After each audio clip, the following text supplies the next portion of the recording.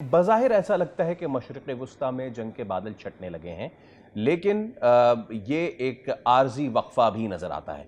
अमरीका और ईरान के दरमियान जो 14 नुकाती प्लान पर पेशरफ्त है, उसने एक बार फिर दुनिया भर की नज़रें इस्लामाबाद पर मरकूज़ कर दी हैं और पाकिस्तान एक बार फिर एक अहम सालिस के तौर पे उभर रहा है। ये अलग बात कि ट्रंप साहब की धमकियाँ भी जारी हैं और ईरान का उस पर बिफिटिंग रिस्पॉन्स भी जारी है, और साथ साथ जो ताज़ा तरीन डेवलपमेंट तो ये हुई है कि ट्रंप ने एक बार फिर कहा है कि वी आर डिसअपॉइंटेड, और हम ईरान ने जो रिस्पॉन्ड किया है इन 14 नुकात पे वो बिल्कुल भी हम उससे सेटिस्फाइड नहीं है। 20 साल की एक तो रोकने की बात की है यूरेनियम अफजूदगी, दूसरा पॉइंट ये है कि जो मेन न्यूक्लियर फैसिलिटी है ईरान ने कहा है कि हम उसको तो डिसमेंटल नहीं करने जा रहे।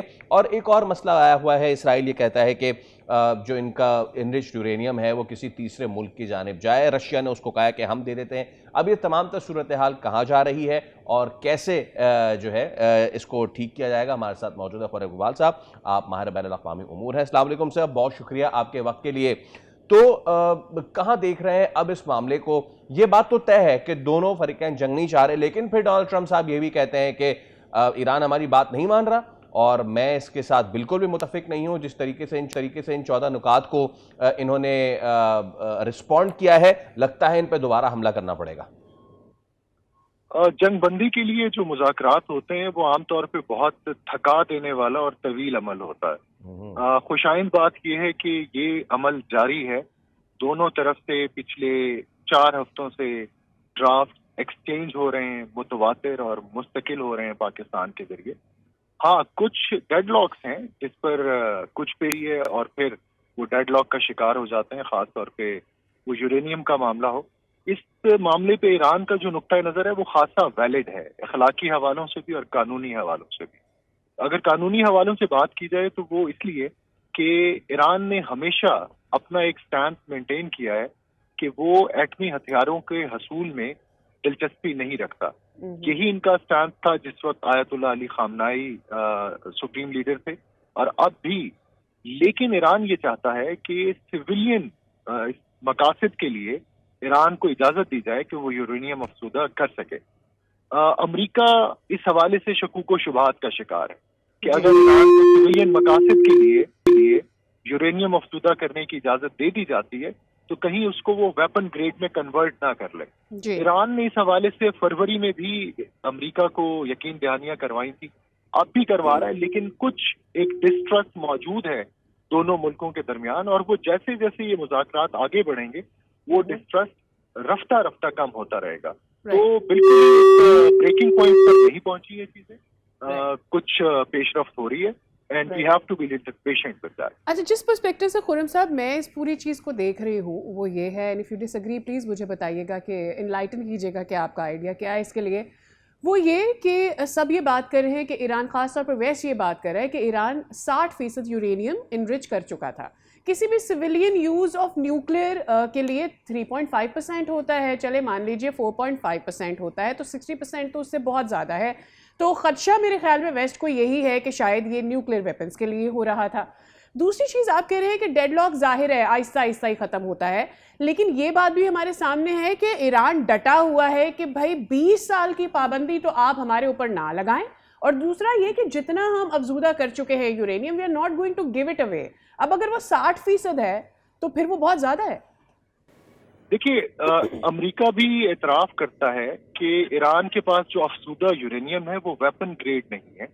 वो 60% है, वेपन ग्रेड 90% होता है जी। और अमेरिका सिर्फ ये उसका एतराज़ है कि हम ईरान की इंटेंशंस पर यकीन करके ये डील नहीं कर सकते क्योंकि इंटेंशंस किसी भी वक्त तब्दील हो सकती हैं और ईरान ये 60% अफसूदा यूरेनियम 90% पर लेके जा सकता है। लेकिन ईरान का नुक्ता नज़र अगर अमेरिका समझने की कोशिश करे तो ईरान पर एक जारियत मुसल्लत की गई, ईरान के खिलाफ एक गैर कानूनी गैर अखलाकी जंग का आगाज किया गया, उनकी पूरी पॉलिटिकल और मिलिट्री लीडरशिप को डीकैपिटेट किया गया और अब जो लोग वहां पर हुक्मरान हैं ये वो हैं जिन्होंने अपने माँ बाप, बीवी, बच्चों को खोया है इसराइली और अमरीकी जारियत में। तो इस तमाम तजर्बे के साथ जाहिर है कि ईरान कुछ ना कुछ सिक्योरिटी गारंटीज तो तलब करेगा।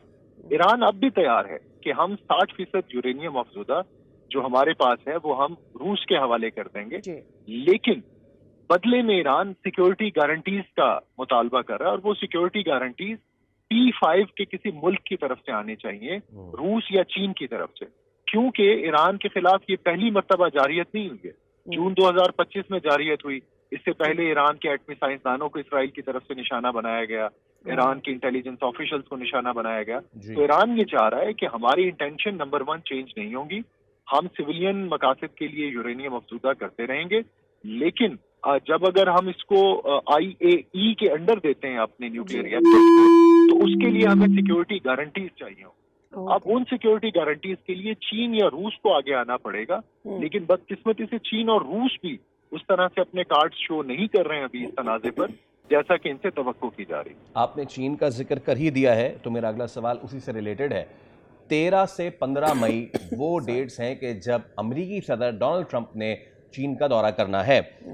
جب یہ وار رکی تھی تو اس وقت یہ کہا گیا تھا کہ اب شاید کیونکہ امریکہ نے چین جانا ہے تو چین نے امریکہ کو یہ کہا ہے کہ جب آئیے گا ہماری طرف تو یہ معاملات نمٹا کے آئیے گا، لیکن یہ معاملات ابھی نمٹے نہیں ہیں۔ بادی نظر میں تو ایسا ہی لگتا ہے۔ آپ کو کیا لگتا ہے کہ یہ والا جو دورہ ہونے جا رہا ہے اس کے بعد کوئی ٹھوس چیز سامنے آئے گی؟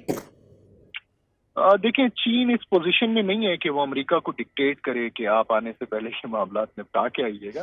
چین خود اس جنگ سے ابھی ڈیٹیچ اور ڈسٹینس رکھے ہوئے اپنے آپ کو، کیونکہ چین کی جو حکمت عملی ہے اس میں ایک ہی لفظ استعمال کرتے ہیں، اسٹریٹجک پیشنس کا، تصویراتی صبر کا، اور تصویراتی صبر یہ تقاضا کرتا ہے کہ یہ جب کبھی یہ جنگ لڑیں گے یہ اپنے وقت اور اپنی جگہ کا انتخاب خود کریں گے اور کسی بھی ایسی جنگ کا حصہ نہیں بنیں گے جو چین کے کور انٹرسٹ کو زخم نہیں پہنچا رہی ہے۔ مثال کے طور پہ وینزویلا میں چین کی انویسٹمنٹ اربوں ڈالر میں تھی، شاید پاکستان اور ایران سے بھی زیادہ انویسٹمنٹ تھی وہاں پر، لیکن وینزویلا میں امریکہ نے ان کے صدر کو، ان کی اہلیہ کو اغوا کیا، چین خاموش رہا، روس خاموش رہا۔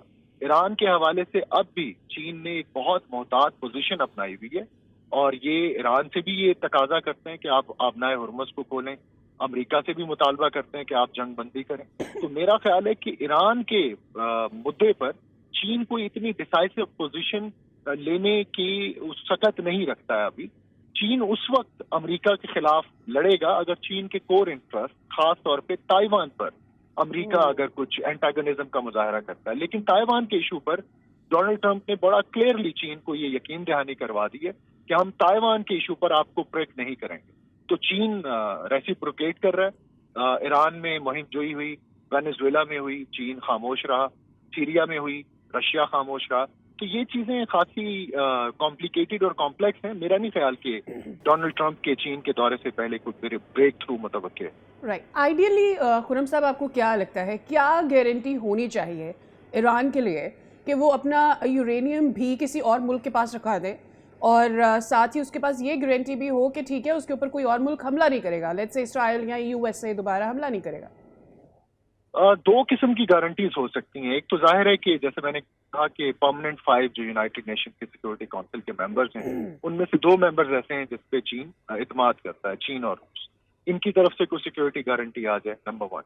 دوسرا، چین یہ چاہے گا کہ جب nuclear programme International Atomic Energy Agency کے سپرویژن میں جاتا ہے تو بدلے میں کم از کم ایران کا جو بیلسٹک میزائل پروگرام ہے وہ ایران جاری رکھ سکے، کیونکہ وہ جو بیلسٹک میزائل پروگرام ہے ظاہر ہے کہ اس کا ہدف امریکہ تو نہیں ہے، لیکن اسرائیل کے خلاف ایران وہ بیلسٹک میزائل پروگرام اپنا ڈیولپ کرنا چاہتا ہے۔ تیسری گارنٹی جو ایران چاہے گا، اور وہ گارنٹی نہیں، وہ ایوالو ہی ہوگی چیز، کہ خطے میں موجود ممالک ایک پرویکٹیو رول ادا کریں ٹو انشور کہ مغربی ایشیا دوبارہ اسرائیلی جارحیت کا شکار نہ ہو۔ اس ضمن میں پاکستان اور ترکی کا کردار خاصا مرکزی ہوگا، کیونکہ آپ کو یاد ہوگا آج سے 3 ہفتے قبل جب یہ مذاکرات ڈیڈ لاک کا شکار ہوئے تھے پہلے مرحلے کے بعد، تو اس وقت پاکستان کے علاوہ ترکی نے بھی یہ اسٹیٹمنٹ دی تھی اسرائیل کے خلاف کہ اگر اسرائیل اب ایران کے خلاف کسی مہم جوئی کا مظاہرہ کرتا ہے تو اسرائیل کا وہی حال کرے گا ترکی جو ترکی نے تاریخی طور پر اپنے دشمنوں کے ساتھ کیا۔ تو ترکی ہو گیا، پاکستان، سعودی عربیہ، ایجپٹ، ایران، یہ مڈل پاورز ہیں اس ریجن کی، اور جو فیوچر آرکیٹیکچر ہے یہ مڈل پاورز خود تشکیل دیں گی تو وہ ایران کو جو ایک سیلف کانفیڈنس ہے وہ ذرا وہ ری گرو اور ری کیپچر کرنے میں کامیاب ہو جائیں گے. تو یہ 3 چیزیں ہیں, اگر ایران یہ حاصل کرنے میں کامیاب ہو جاتا ہے تو مذاکرات کا آگے بڑھنے کے امکانات خاصے ہوپ کہ اتنا سوٹیبل ہو جائے ایران کے لیے کہ اس طرح کے کچھ نتائج سامنے آ سکیں. بہت شکریہ خرم صاحب آپ کے وقت کے لیے. پھر لگ رہا ہے کہ یونائٹڈ اسٹیٹس کے ایک دفعہ پھر سے یونائٹڈ نیشن کا رخ کر رہا ہے اور چاہ رہا ہے کہ کچھ سینکشنز کی دھمکیاں دی جا سکیں اور ایک دفعہ پھر سے ایران کو کنٹرول کیا جا سکے. سبسکرائب کریں اور بیل دبائیں تاکہ کوئی خبر رہ نہ جائے.